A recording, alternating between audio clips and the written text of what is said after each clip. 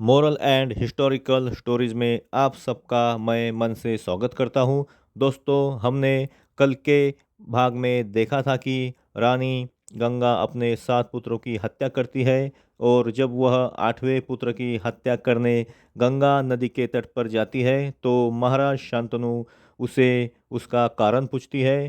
तब रानी गंगा ने महाराज शांतनु को दिए हुए 2 वचन का भंग होता है।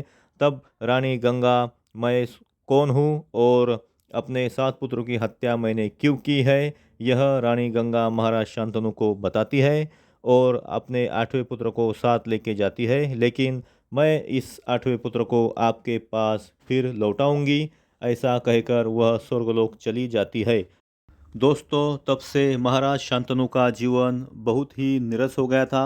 कभी वे अपनी महारानी रानी गंगा की यादों में खो जाते थे तो कभी वे अपने 7 पुत्रों को याद करके बहुत ही गम में डूब जाते थे। तो कभी महाराज अपने 8वें पुत्र के आगमन की प्रतीक्षा में व्याकुल हो उठते थे। कभी भी महाराज के मन को चैन नहीं मिलता था। वे राजकार्य की ओर से अपना मुंह मोड़ लिया करते थे। दोस्तों, कभी कभी जब उनका हृदय बहुत अधिक बेचैन हो जाता था तो वे गंगा नदी के तट पर जाकर घंटों घंटों वहाँ बैठते रहते थे और उसकी लहरों को निहारते रहते थे। फिर जी हल्का हो जाने के बाद अपने महल लौट आते थे। दोस्तों, एक दिन महाराज शांतनु ऐसे ही गंगा तट पर पहुँचे थे तो उन्होंने वहाँ एक किशोर को देखा जिसके हाथों में धनुष बाण था। उस किशोर को देखकर महाराज शांतनु का हृदय एकाएक ही उसकी ओर आकृष्ट हुआ। महाराज युवक के पास जाकर कुछ बातें करना चाहते थे, लेकिन तभी उन्होंने गंगा के जल से गंगा को प्रकट होते देखा। तभी उन्हें बहुत सुखद आश्चर्य हुआ। महाराज बहुत ही आनंदित हुए। गंगा मुस्कुराते हुई उनके निकट आई और बोली, राजन, यह आपका 8वां पुत्र है। मैंने इसका लालन पालन इस ढंग से किया है कि यह जीवन में आने वाले सभी संकटों को सहने में सर्वथा समर्थ होगा। गुरु वशिष्ठ से नीति, धर्म, राजनीति एवं धनुर्विद्या आदि सीखकर यह सर्वगुण संपन्न हो गया है। रानी गंगा की बातें सुनकर महाराज शांतनु को बहुत ही आनंद हुआ और महाराज शांतनु ने अपने पुत्र को गले से लगा लिया। महारानी गंगा बोली, जाओ पुत्र।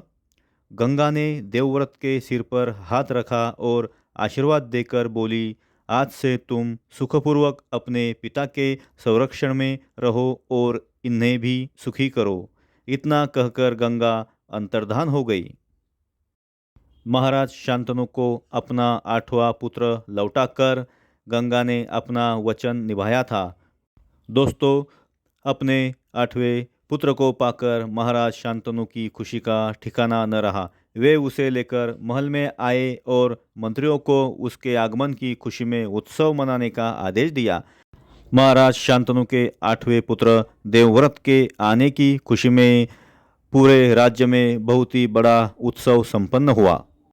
दूसरे दिन महाराज शांतनु ने राज्यसभा बुलाकर देवव्रत को युवराज घोषित कर दिया। युवराज देवव्रत बड़े ही वीर, साहसी और पराक्रमी योद्धा थे।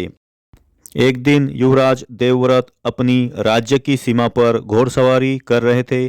तभी उन्होंने देखा कि एक शत्रु पक्ष का राजा अपनी भारी भरकम सेना लेकर हस्तिनापुर पर चढ़ाई करने के लिए आ रहा है। तब देवव्रत ने अकेले ही उस राजा की सेना को तहस-नहस कर डाला और राजा को बंदी बनाकर अपने पिता के समक्ष हाजिर किया। यह सब देखकर महाराज शांतनु बड़े ही खुश हुए और ऐसे वीर पुत्र को पाकर महाराज शांतनु को गर्व महसूस हुआ। युवराज देवव्रत के आने के बाद हस्तिनापुर का राजकार्य बड़ी ही अच्छी तरह से चल रहा था। लेकिन कभी कभी महाराज शांतनु को अपनी पत्नी गंगा की याद आती थी और वो यादों में खोकर गंगा नदी के तट पर जाकर उदास होकर बैठ जाते थे। इसी तरह कुछ दिन बीत जाने के बाद एक अद्भुत घटना घटी जिसने आगे चलकर कुरुवंश के इतिहास को ही बदल दिया। वह अद्भुत घटना कौन सी थी, यह हम आगे की कथा में जानने ही वाले हैं। दोस्तों, मैं आशा करता हूँ कि आपको यह महाभारत की पौराणिक कथा अच्छी लगी होगी। अगर आप हमारे चैनल पर नए हैं तो चैनल को सब्सक्राइब करें और बेल आइकॉन दबा के ऑल प्रेस करना न भूलें। दोस्तों, मिलते हैं अगली कहानी में। तब तक के लिए जय हिंद, जय भारत।